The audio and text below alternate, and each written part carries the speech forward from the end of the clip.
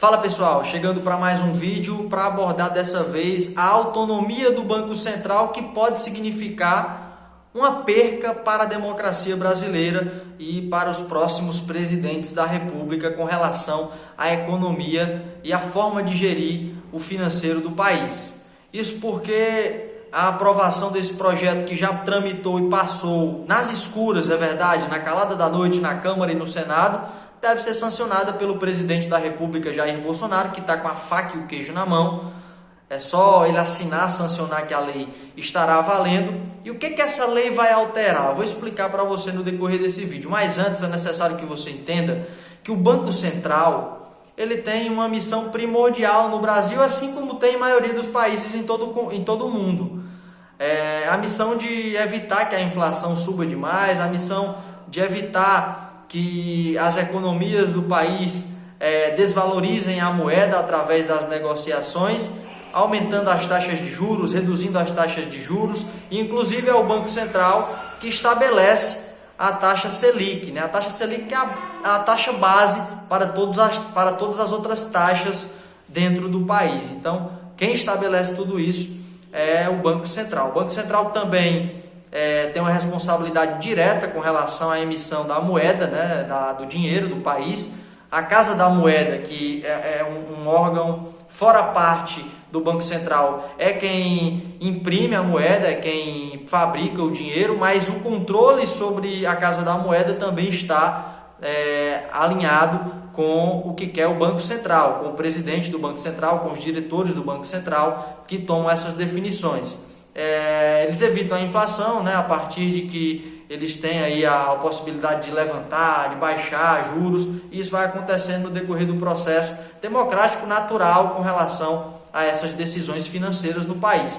Acontece que essa decisão do presidente Jair Bolsonaro, que a gente está dizendo como decisão do presidente, por quê? Porque o Congresso e a Câmara dos Deputados passou recentemente por uma eleição que inclusive elegeu, é uma coisa quase contraditória com o discurso do presidente da República, mas elegeu o Arthur Lira para a Câmara dos Deputados, um cara que já tem vários processos por corrupção, inclusive acusado na Lava Jato, entre outros processos. A Polícia Federal desencadeou várias operações e o Arthur é um dos investigados em várias delas, né? Inclusive é condenado em algumas instâncias nessas operações, e o Bolsonaro claramente apoiou a candidatura dele na liberação de emendas parlamentares, não é um segredo para ninguém. Mas enfim, com essa eleição esperava-se um pagamento por parte do Congresso, com a Câmara e o Senado alinhadas à vontade do governo federal, o que para mim não passa de uma mera ilusão, porque o Centrão continua sendo Centrão. O Bolsonaro apoiou o Lira naquele momento porque era mais conveniente, mas não significa dizer que o Centrão vai deixar passar o que o governo federal quiser. Eles vão continuar tendo que pagar com cargos, com emendas parlamentares, com dinheiro e com o favorecimento dos aliados também da Câmara, do Senado, para que os projetos passem. Sempre foi assim, continua a ser ainda hoje. Então não é um segredo para ninguém com relação a isso.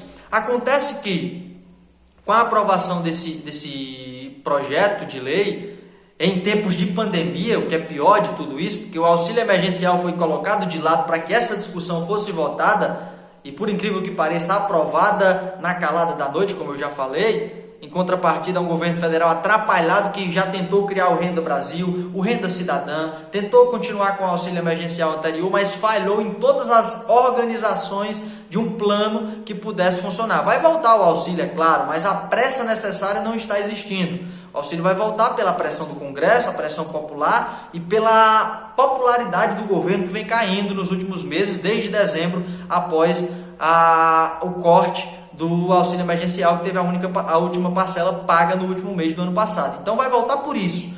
Mas a emergência com que o auxílio tem sido tratado é uma coisa quase que ridícula, né? Para não dizer desumana com a população que vem sofrendo. Mas enfim, acontece que essa aprovação, ela torna o presidente da República um estrategista que pode, mesmo perdendo a eleição em 2022, interferir diretamente na política econômica do país com um novo presidente que venha a ganhar a eleição. Essa mudança na autonomia do Banco Central faz especialmente duas coisas. Ela muda algumas coisas em termos técnicos, na prática não muda quase nada, mas politicamente ela muda algumas coisas. Hoje a estrutura do Banco Central ela é composta por 9 diretores. Esses 9 diretores são todos escolhidos pelo presidente da República. Sempre foi assim, não é uma coisa de hoje, sempre foi assim. Os que estão no Banco Central hoje são escolhidos pelo presidente Bolsonaro. E ao momento que ele sentiu o interesse, o desejo de retirar qualquer um deles e colocar um outro diretor do Banco Central, ele tem liberdade para fazer isso e fará com tranquilidade, sem que ninguém interfira. Dentro da legalidade, ele pode fazer isso. Tanto ele escolhe os 9 diretores, como escolhe um dos 9 diretores para ser o presidente do Banco Central do país. Então, o que acontece?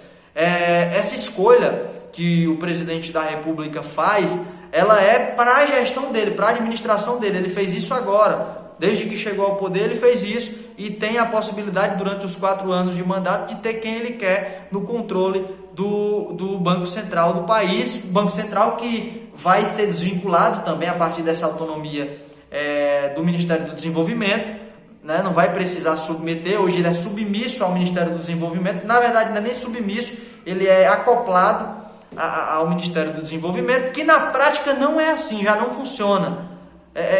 Por isso que eu estou falando, é uma mera formalidade. A pressão econômica de mercado, a pressão do mercado externo é quem manda no Banco Central, assim como sempre foi. Então, é uma mera mudança, né? O Ministério do Desenvolvimento, o Ministério da Economia, ele tem a oportunidade de, digamos assim, interferir, já que ele faz parte do governo federal, na escolha dos diretores, mas não na política que é desenvolvida, e isso vai continuar da mesma forma com a autonomia do Banco Central. Acontece que a mudança que eles estão fazendo é de que o presidente eleito ele vai passar a escolher um presidente e os 8 diretores, né, os 8 diretores mais um presidente para o Banco Central. E esse mandato dos diretores e do presidente passariam a ter 4 anos.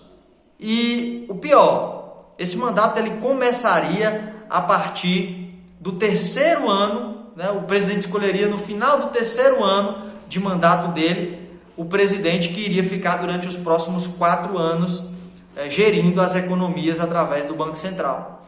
Ou seja, vamos colocar aqui um nome que não deve disputar as eleições para não causar polêmica. Vou colocar aqui o José Serra. Ele não deve concorrer nas próximas eleições, mas vamos dizer que José Serra fosse o candidato nas eleições de 2022 e vencesse. José Serra teria a limitação de gerir a economia do país a partir de 2023 com um presidente do Banco Central e com diretores escolhidos pelo seu antecessor, pelo Bolsonaro. Você entende a situação disso? O Bolsonaro hoje não está submisso a isso. Ele escolheu quem ele quis para poder desenvolver a economia de mercado e gerir a economia do país da forma que ele achar melhor. Ele e o Guedes, por sinal, estão falhando muito. Tanto é que o preço dos produtos, o combustível, a comida, né, o gás de cozinha, são barbaridades que estão aí no mercado expressas para todo mundo ver. Mas ele tem a liberdade de escolher a economia de mercado que ele quer. E de ter a possibilidade de escolher quem ele quer para estar lá no Banco Central, o que o outro presidente não poderia fazer. Então, onde é que isso toca na democracia? Toca ao ponto de que, se você elege um novo presidente, contanto que ele terá a liberdade, a autonomia para desenvolver, mesmo que de forma radical, a mudança que ele quiser na economia do país, isso não vai acontecer. Porque ele vai sofrer a interferência e vai ter que ficar preso a se submeter às decisões do Banco Central, que terá um presidente escolhido, muito possivelmente por um adversário seu nas eleições anteriores. Então daí há o princípio de que o voto vai ser até certo ponto desvalorizado, ou seja, hoje nós votamos, escolhemos o nosso representante legítimo, né? As pessoas escolheram o Bolsonaro como representante legítimo, e ele teve a autonomia que quis agora para poder tomar as decisões dele. Isso não vai acontecer com o presidente a partir de 2023, principalmente na área econômica, que é a área primordial para quase tudo no país.